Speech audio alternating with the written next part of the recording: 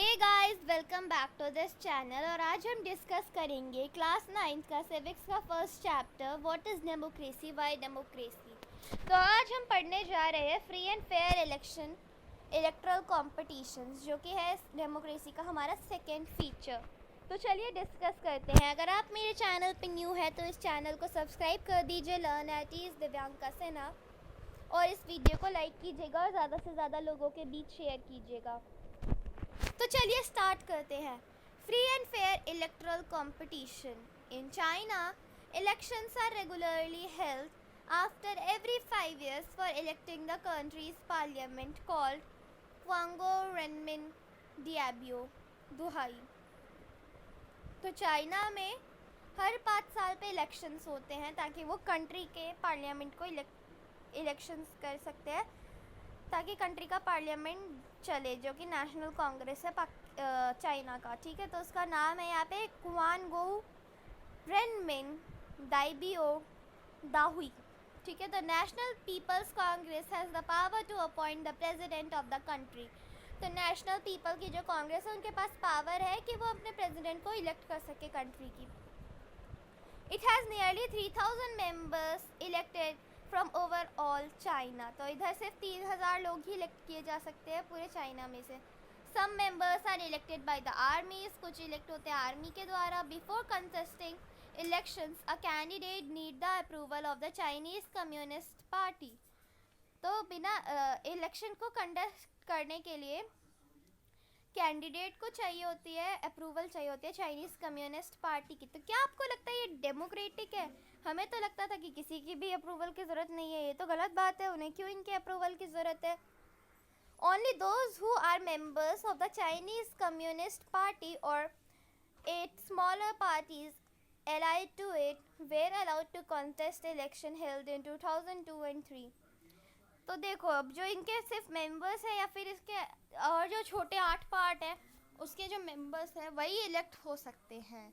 ये तो भाई पूरी कहानी उल्टी चल रही है चाइना की। तो the government is always formed by the communist party. जो गवर्नमेंट है वो हमेशा कम्युनिस्ट पार्टी की बनती है। तो क्या आपको लगता है ये डेमोक्रेटिक है? मुझे तो नहीं लगता ये डेमोक्रेटिक है। Since its independence in 1930, Mexico hold election after every 6 years to elect its president। अब हम दूसरा एग्जांपल देखते हैं मेक्सिको का। 1930 के बाद मेक्सिको जो है हमेशा 6 साल पे इलेक्शंस रखता है ताकि वो अपना प्रेसिडेंट इलेक्ट कर सके। The country has never been under a military और डिक्टेटर्स रूल। जो कंट्री है वो कभी भी मिलिट्री या फिर डिक्टेटर के रूल में नहीं रही है। But until 2000 every election was one by a party called PRI। लेकिन 2000 के बाद तो सारे इलेक्शंस जो है वो एक ही पार्टी के द्वारा जीते जा रहे थे, जो कि है PRI, इंस्टीट्यूशनल रेवोल्यूशनरी पार्टी। इसका फुल फॉर्म है। Opposition party did not contest election but never manage to win. Opposition party भी कंटेस्ट करती है इलेक्शंस में लेकिन कभी भी जीतती नहीं है। The PRI was known to use many dirty tricks to win elections। तो जो PRI है वो बहुत सारी dirty tricks यूज़ करता है elections को जीतने के लिए। All those who were employed in government officials had to attend its party meeting। तो जितने भी लोग गवर्नमेंट ऑफिसेज में एम्प्लॉय होते हैं सबको इनकी मीटिंग्स को हेल्ड करना पड़ता है, अटेंड करनी पड़ती है। Teachers of government school use to force parents to vote for PRI। तो जो टीचर्स है गवर्नमेंट स्कूल के उनको भी फोर्स किया जाता था कि वो कहे पेरेंट्स को और फोर्स करे कि वो भी वोट करे। किसके लिए? PRI के लिए। Media largely ignore the activities of opposition political parties except to criticise them. तो मीडिया भी जितना भी काम अपोजिशन पार्टी करते थे उन सबको इग्नोर करते थे, बस उनके अपोजिशन में ही बोलते थे, उनको क्रिटिसाइज करते रहते थे। Sometimes the polling booths were shifted from one place to another in the last minute, which made it difficult for people to cast their votes। कभी कभी तो पोलिंग बूथ्स भी चेंज हो जाते थे जहाँ पे लोगों को वोट करना होता था। इसके कारण बहुत सी परेशानियाँ आती थी, लास्ट मिनट पे ये चेंज हो जाता था। The PRI spent a large sum of money in the campaign for its candidate। तो PRI जो है वो बहुत सारा पैसा खर्च करती थी, मनी जो है खर्च करती थी कैंपेन चलाने के लिए अपने कैंडिडेट्स के लिए। Should we consider the elections described above as the example of people electing their rulers? नहीं. Reading these examples, we get a sense that we cannot.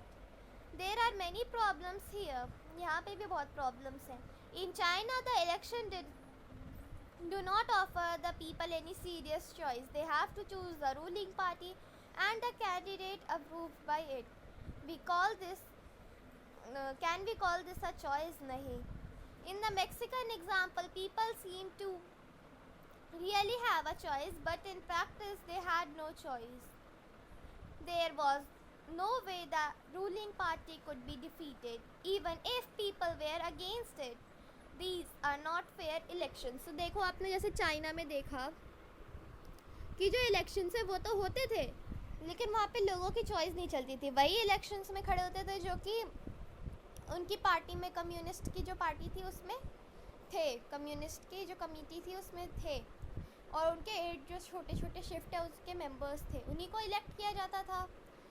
और मेक्सिको में भी इलेक्शंस होते थे, उनके पास चॉइसेस तो थी, लेकिन बहुत गलत तरीके से PRI सबको फोर्स करती रहती थी, और जगह बदलने के कारण वोटिंग का टाइम ख़त्म हो जाता था और पीपल अपने आप को वोट नहीं कर पाते थे, अपने इलेक्टिव रिप्रेजेंटेटिव को. We can thus add a second feature to our understanding of democracy. तो हम एक और फीचर ऐड कर सकते हैं अपनी अंडरस्टैंडिंग के हिसाब से डेमोक्रेसी के लिए. Holding election of any kind is not sufficient. किसी भी तरीके का इलेक्शन होल्ड करना sufficient नहीं है. The election must offer a real choice between political alternatives. तो इलेक्शन को हमें एक रियल चॉइस ऑफर करनी चाहिए पॉलिटिकल अल्टरनेटिव्स के बिटवीन में. And it should be possible for people to use this choice to remove the existing ruler. और ये पॉसिबल होना चाहिए कि जो लोग हैं वो अपनी चॉइस को रिमूव करें और किसी और को भी बना सके ruler, if they wish so. So a democracy must be based on free and fair election where those currently in power have a fair chance of losing. तो डेमोक्रेसी जो होनी चाहिए वो फ्री एंड फेयर इलेक्शंस के ऊपर होनी चाहिए, और जो कि पावर में है उनको भी फेयर चांस होना चाहिए कि वो लूज़ कर सकते हैं. We shall find out more about a democratic election in chapter 3. तो हम आगे का और चैप्टर 3 में पढ़ेंगे इसके बारे में. तो अब हम इसके आगे का देखते हैं. 1 person, 1 vote, 1 value. Earlier we read about the struggle for democracy was linked to the demand of universal adult franchise. This principle has now came to yet be accepted almost all over the world. Yet there are many instances of denial of equal rights to vote. तो देखो पहले भी बहुत सारे struggles होते रहे कि democracy को यूनिवर्सल एडल्ट फ्रेंचाइज के ऊपर ही रखा जाए कि सब वोट कर सके, और इसका आप एजेस भले ही चेंज कर दो लेकिन वोट सबको करने दो इक्वल बेसिस पे. तो देखते हैं कि क्या ये अभी भी पूरी तरीके से पॉसिबल हुआ है. Until 2015 in Saudi Arabia, women did not have the rights to vote. तो सऊदी अरेबिया में 2015 तक वुमेंस को वोट करने के लिए मना था, वुमेंस वोट नहीं कर सकती थी. Estonia has made its citizenship rulers in such a way that people belonging to Russian minority find it difficult to get the right of vote. तो एस्टोनिया में भी जो उधर के लोग थे सिर्फ वही उन्हीं के वोट ज़्यादा महत्व दिए जाते थे, उनके वोट को. रशियन माइनॉरिटी थी वहाँ की, रशियन एस्टोनिया जो थे उनके जो वोट्स थे वो बहुत ही कम ही चूज़ किए जाते थे. In Fiji the electoral system is such that the vote of an indigenous Fiji has more value than that of an Indian Fijian. तो जो फिजी में भी ऐसे होता था, जो उसके खुद के इंसान उनका वोट के ज़्यादा वैल्यू होती थी इंडियन के फिजियन से. Democracy is based on a fundamental principle of political equality. तो डेमोक्रेसी को हमें फंडामेंटल प्रिंसिपल जो है पॉलिटिकल इक्वालिटी की उस पर बेस करना चाहिए. This gives us the third feature of democracy. इससे हमें तीसरा फीचर मिलता है डेमोक्रेसी का. In a democracy each adult citizen must have 1 vote and each vote must have 1 value. तो सबका एक ही वोट होना चाहिए और उन वोट का एक ही वैल्यू होना चाहिए, एक जैसा, मतलब इक्वल होना चाहिए. कास्ट पे, सेक्स पे वगैरह जितनी भी सारी चीज़ें उन सब पे इक्वल होनी चाहिए. तो हम इसके आगे का अपने नेक्स्ट वीडियो में डिस्कस करेंगे. अगर आप मेरे चैनल पे न्यू है तो सब्सक्राइब कर दीजिए मेरे चैनल को, learn at ease Divyanka Sinha. इस वीडियो को लाइक कीजिएगा और ज़्यादा से ज़्यादा लोगों के बीच शेयर कीजिएगा. मिलती हूँ मैं आपको अपने नेक्स्ट वीडियो में, तब तक के लिए take care and bye bye.